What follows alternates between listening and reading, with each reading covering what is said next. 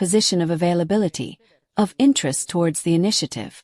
I believe that, firstly, it is clear to everyone that Italy, but I believe Germany as well, can play a leading role in the stabilization of the Middle East.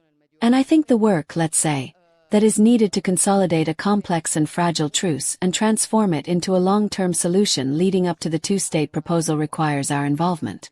And so we have a position of openness, of willingness.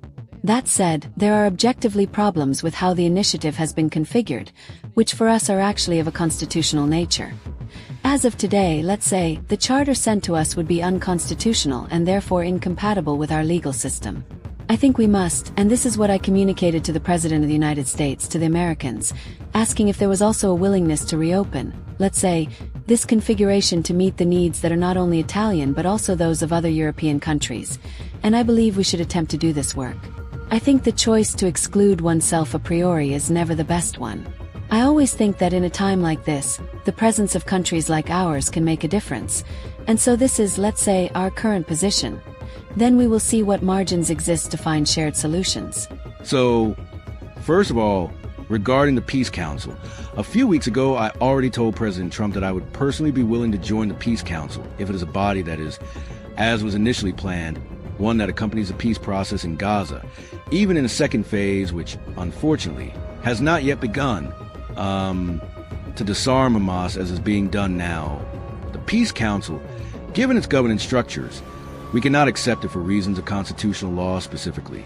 But certainly, we are willing to discuss new forms of cooperation with the United States of America if it means ensuring we find a new format that somehow guarantees and brings peace closer in various regions of the world. So Gaza, the Middle East, Ukraine. Global security. And do you agree with giving him the Nobel Peace Prize, given that it's the thing that seems to interest him the most? Thank you.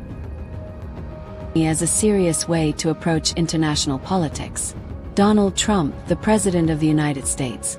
I heard these exact same arguments being made about Joe Biden before him. I've even heard them made about myself, when at one point I had to be absent for 5 days because I wasn't feeling well. Will Giorgia Meloni be capable of leading her country?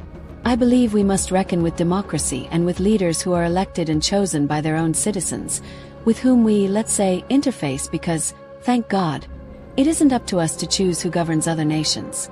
Having said that, regarding the Nobel Peace Prize, I hope that one day we will be able to award a Nobel Peace Prize to Donald Trump, and I trust that he will make a difference regarding a just and lasting peace for Ukraine, including for Ukraine. And so, finally, we too could nominate Donald Trump for the Nobel Peace Prize.